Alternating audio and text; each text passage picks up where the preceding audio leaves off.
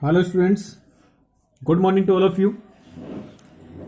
प्रश्नावली 6.2 में सवाल नंबर 2 देखते हैं। पाइथागोरस त्रिक लिखिए जिसका एक सदस्य 6, 14, 16, 18 है। तो देखिएगा, पाइथागोरस त्रिक के बारे में हमने पहले पढ़ा था कि पाइथागोरस त्रिक किसको बोलते हैं। त्रिक का मतलब तीन का समूह है। तो तीन ऐसी संख्याएं जिनमें से एक संख्या का वर्ग बाकी दोनों संख्याओं के वर्गों के योग के बराबर हो, तो उन तीन संख्याओं का समूह पाइथागोरस त्रिक कहलाता है। अब आपको तीन संख्याओं में से एक संख्या दे रखी है, बाकी दोनों संख्याएं आपको ज्ञात करनी है और फिर तीनों संख्याओं का ग्रुप होगा, वो पाइथागोरस त्रिक होगा, उसे आपको लिखना है। अब तीन संख्याएं किस रूप की होंगी, उसके लिए हमने पहले देखा था कि एक संख्या 2m प्रकार की होती है, एक संख्या m² - 1 रूप की होती है और तीसरी संख्या m² + 1 रूप की होती है। जहां पर m है वो एक से बड़ी कोई प्राकृत संख्या है।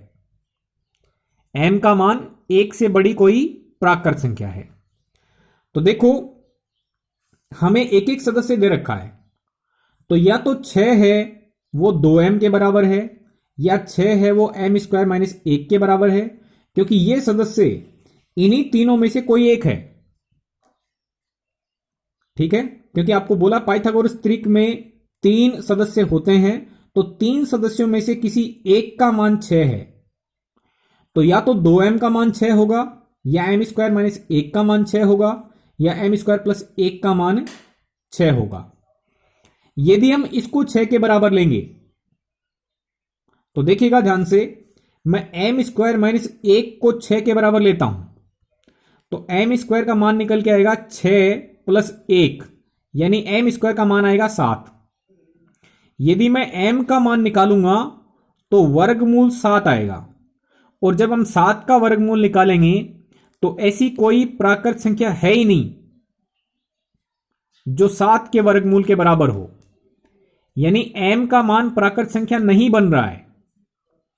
तो फिर m² - 1 नाम का जो सदस्य है वो 6 के बराबर नहीं हो सकता।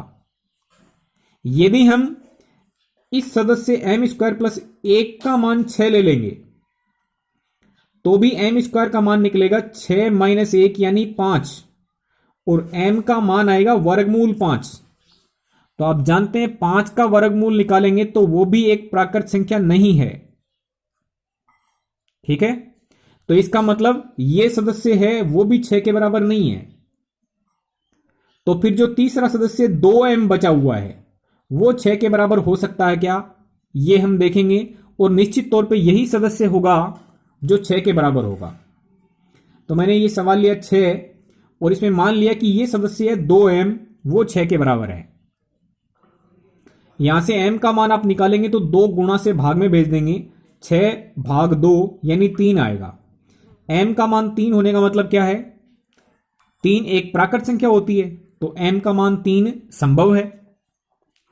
m का मान आपको मिल गया, तो जो दूसरा सदस्य है वो m² - 1 होता है, m का स्क्वायर माइनस 1। तो दूसरा सदस्य निकालेंगे m² - 1 से, m का स्क्वायर करना है यानी 3 का वर्ग करना है, -1 करना है। 3 का वर्ग करेंगे 9 बनेगा, -1 करेंगे तो 8 बनेगा, यानी दूसरा सदस्य क्या हो गया 8। तीसरा सदस्य निकालेंगे तो वो होगा m² + 1, यानी m का स्क्वायर + 1 करेंगे तो 3 का स्क्वायर + 1, 3 का स्क्वायर यानी 9 + 1 यानी 10। तो तीसरा सदस्य हो गया 10। तो 3 सदस्य कौन कौन से हो गए, एक सदस्य था वो तो 6 दिया था, दूसरा सदस्य 8 हो गया, तीसरा सदस्य 10 हो गया। तो पाइथागोरस त्रिक क्या बना, एक सदस्य 6, दूसरा 8, तीसरा 10। ठीक है, तो इस तरीके से हम पाइथागोरस त्रिक निकाल सकते हैं, यानी तीनों सदस्य निकाल सकते हैं।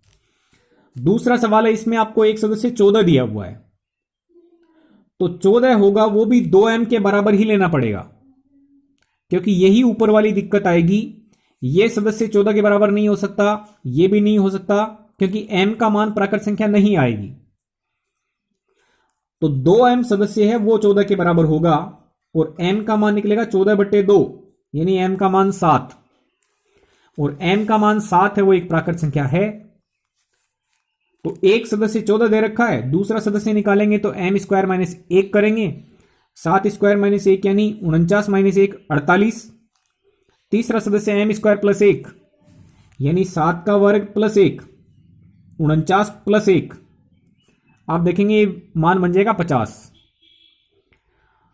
तो तीन सदस्य कौन कौन से हो गए, एक तो 14, एक 48 और एक 50। तो पाइथागोरस त्रिक बन गया 14, 48 और 50।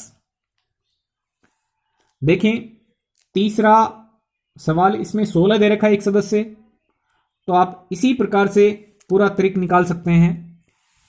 चौथे सवाल में आपको एक सदस्य दे रखा 18, तो जैसे हमने ये मान निकाले हैं वैसे ही आप इस सवाल में भी बाकी दो मान बचे हुए हैं वो निकाल सकते हैं। ओके स्टूडेंट्स, काफी महत्वपूर्ण सवाल है, ध्यान रखिएगा। Okay students, thank you very much.